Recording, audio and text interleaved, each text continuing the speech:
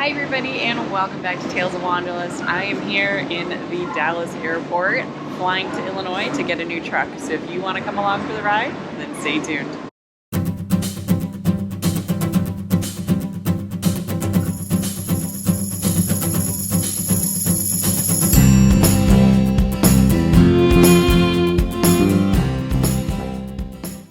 Welcome back everybody. It has been a long time since I put out a video. It's probably been about 2 months. So thank you so much for sticking around. In those 2 months, I've been working on renovating the RV. I've been working on classes for my master's degree in applied business analytics, and I've got 4 more classes and then I'll be done. The other big thing that's been going on in the last 2 months, I have not had a vehicle. So back in the spring when I was installing the Happy Jack truck camper tie downs onto the Tundra, the instructions for the bumper ones said to drill right into the bumper. However, that only applied to model years up to 2017, not 2018 plus.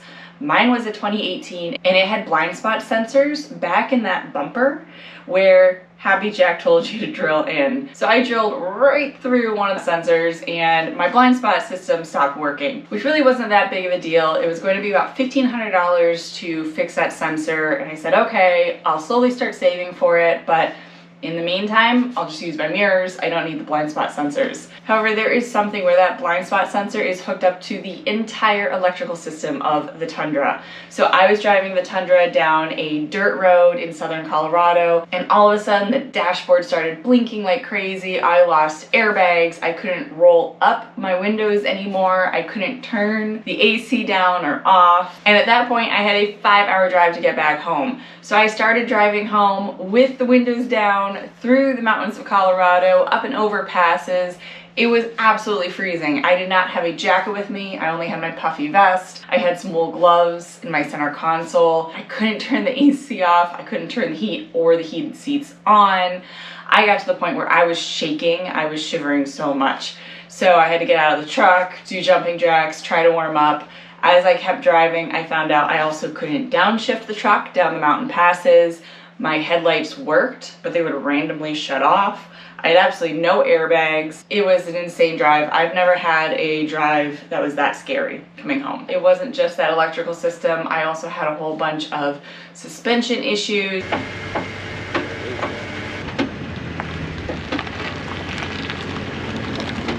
So I got home, I took it into the Toyota dealer a couple days later. They basically wanted a blank check. They said it's gonna be at least $2 to $3 grand to fix this, and then we have no idea what else we'll find once we're in there. So they made me an offer on the truck. I countered. After some negotiation, they took my counter, and I actually got a decent price for my broken down Toyota Tundra. So the Tundra got sold to a dealer, and I have been on the truck search ever since. So what am I doing here in Illinois in this hotel? I flew in yesterday to pick up a truck. I've been doing a nationwide search over the last 2 months, as well as an insane amount of research to make sure I get a truck that is capable of everything that I want to do to it. So one thing that I really struggled with the Toyota Tundra was payload. It only had 1,300 pounds of payload. So every single thing I did on the truck camper, I was counting pounds. Where could I take pounds off? Where could I put in something lighter? And I want a truck where I don't have to worry about that. However, trucks in Colorado are about $10,000 to $15,000 more than here in the Midwest or down south, such as Florida or Texas. So searching nationwide, I have found a few different trucks. I have tried to put deposits on them. I have tried to call for information. They usually sell before I can even get pictures of the truck. The truck market right now is insane still. So I finally found a dealer here in Illinois that I told them I wanted a truck, and they saved it for me. Even though people walked in and tried to buy the truck off their lot, I am here today to pick up my truck. Haven't seen it in person yet. So let's see how this goes. Have it. This is my new truck. I will give you a full walk around and let you know what it is after. I have been sitting at the dealer since 8:30 this morning. I sent a wire transfer, and the wire transfer didn't go through this morning as we thought it would. It has taken until now, which is almost 2 p.m. on Monday, to get to the dealer. So I have literally just been sitting around Googling things, and I haven't been able to drive my truck other than the test drive this morning. So Finally, the transfer came through and I have my truck. This has been in the making since June, which it's almost September, so July, August, almost 3 months, three and a half months. It's crazy. I can't believe I finally have a truck. I have tried to buy probably 6 different trucks, so it's been an emotional roller coaster. It has been very stressful, but I did hold on. I did find my dream truck, so I will give you a tour here in a minute, but I actually just got some Panera for lunch. Yum! And I gotta go back to the dealer, finish up a little bit of paperwork. So excited. All right, it is 14 hours until home. Adjust all my mirrors. It is 1,000 miles. Plenty of time to get used to the truck. Day 2 of the trip, second hotel. One of the things I am most excited for with the new truck is moving all my stuff back into the truck. It's almost like moving back in. Looking forward to it. So I am gonna go downstairs, eat some of the continental breakfast, and then hop in my truck, heading over there in the corner. And today I should be able to finish the ride and get back to Colorado and Jasper and Napoleon. New things I'm gonna have to deal with this truck. A lot of gas stations, if they have diesel, will only have one diesel pump. And this is an entire travel center off the highway in Kansas. Out of 15 pumps, there is one diesel pump. And somebody filled it up, parked, and then went inside to go to the bathroom. So we're just hanging, waiting for our diesel. Whew. All right. I just got to Colorado, and since I bought the truck in Illinois, I need to let some air out of the tires. I don't have anything to do that, so I'm going to use the end of an iPhone charging plug. You want to see what truck I bought? So I ended up purchasing a 2019 Ram 3500. It has the high output Cummins in it, the Eisen transmission. It is the sport package, so the front bumpers are the same color as the body, lifted with aftermarket tires, which I said I would never do again, but the maintenance records on this truck show that the owner changed the oil every 6 months, no matter how many miles. So there was times that the oil was changed and only 2,000 miles had gone by on the odometer. So it was a very, very well taken care of truck. I will take it to an off-road shop that specializes in the Carli suspensions, because that is what is on here, and that way they can inspect it. I've been wanting a Carli suspension on my Ram. It is not the full suspension that I want to do, but I can at least take it there, and then we can find out what else I'm going to need to do in order to get the suspension to where I want it to be. It is also the Laramie package, which at first I did not want to spend that much money. So I was looking at Tradesman's, I was looking at Bighorns. The reason I got the Laramie is since I drive so much, I wanted something that was really comfortable. And I can say I drove from Illinois here to Colorado. I've already spent 12 hours driving the truck, and my back doesn't hurt. My back hurt in the Tundra and the 4Runner after a drive that was that long. So I think the Laramie is going to be worth it in the end. I do have the sunroof. I've got the rear sliding window, which is important because I need that pass-through for Napoleon with the truck camper. I have the bucket seats with the center console, so tons and tons of storage. And I have automated cruise control. So the one thing that took me forever to find on a truck was automated cruise control. I was debating between Ram and Chevy. I actually do prefer the Chevys. I like the way they drive, I like the way they look, but Chevys have a lot less aftermarket support for off-roading. They also have square wheel wells.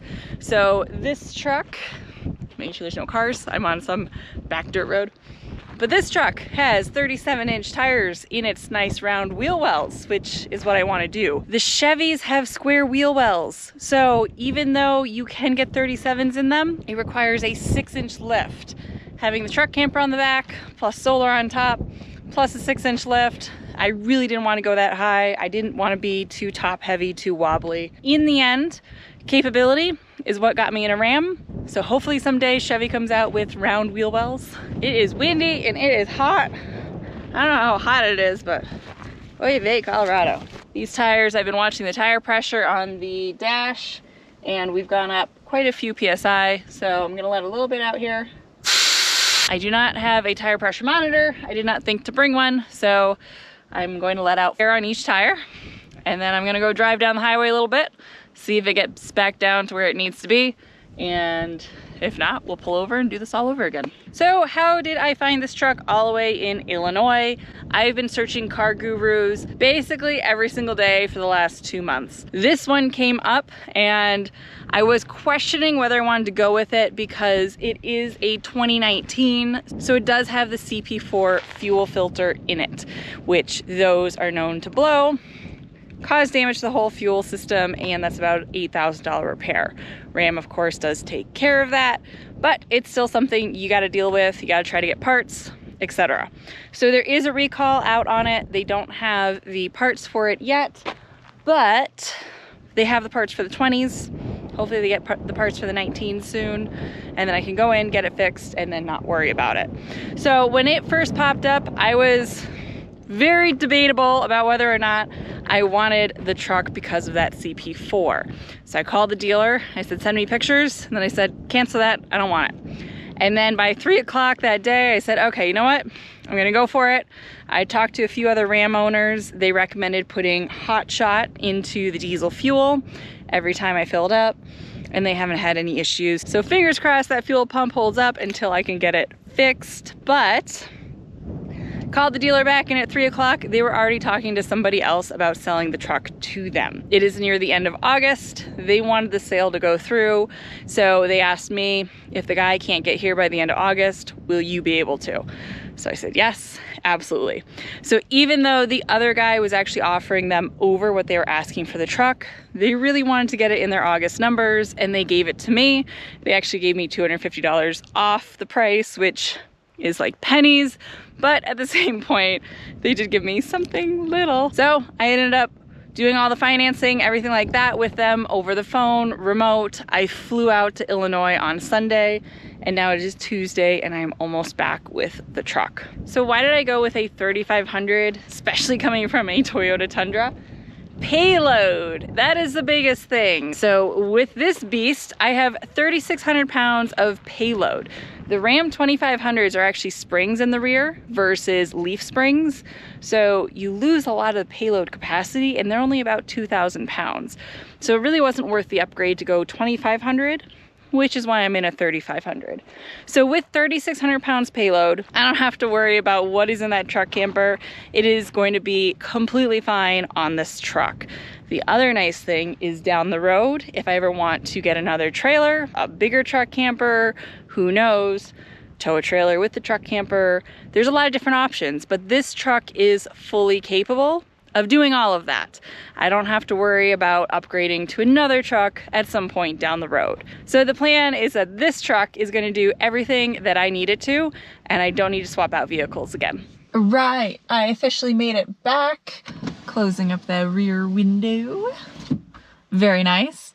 So first impressions of the truck overall. Ride quality, it's definitely a 3500. So eventually I do want to do a higher end Carly suspension on this to make it a better ride. Bumps, you definitely feel the bumps, especially there's no weight in the bed of the truck yet. So the back end is extremely stiff. Overall comfort, 14 hours of driving, and my back doesn't hurt. That is the first time since I've started traveling that I can do a long drive like that without pain in my back. That I am highly impressed about. My butt though is a little numb. So different issue, but hey, overall, if my back doesn't hurt and I don't have to try to stretch it out, that's a huge improvement.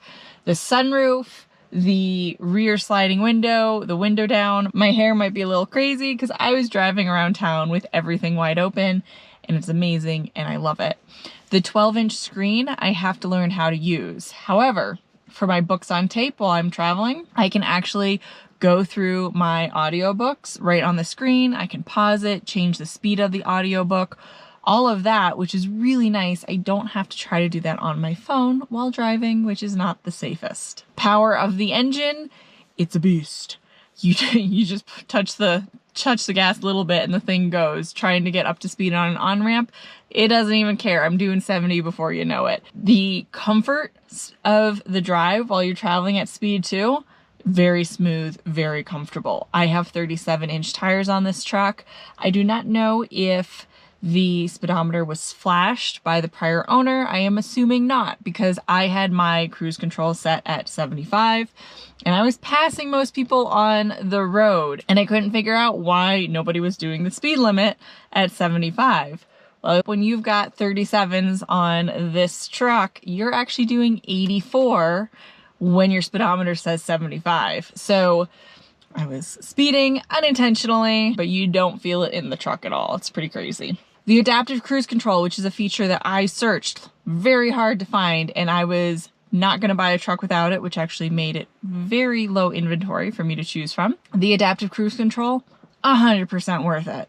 It is very smooth. It does still struggle a little bit when somebody pulls in front of you. Even if they're going faster, it will slam on its brake to get you back to the proper distance, and then it'll catch up again with the speed. That's not the smoothest, but everything else, when I go to pass somebody, slowing down when you're coming up, speeding up, very, very smooth on the adaptive, much, much better than the Tundra. So I'm very happy with that because that is the feature I use constantly. And overall, the drive was very quiet, very smooth. These 2019 Plus Rams, they have a technology in the cab where I don't exactly know how it works, but they pipe in noise to counteract the noise of the truck. I don't know, but it is effective.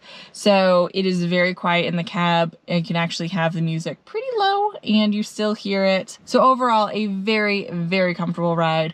I am very happy with the truck. I am excited to get the things like the rubber mats and the deck system in the back and really start moving into the truck and making it mine. So if you have any questions on the truck at all, let me know. Otherwise, I will talk to you next time. I'm gonna head inside and go get absolutely smothered by Jasper, Emma, and Napoleon. So thank you so much for watching, everybody, and we'll see you next time.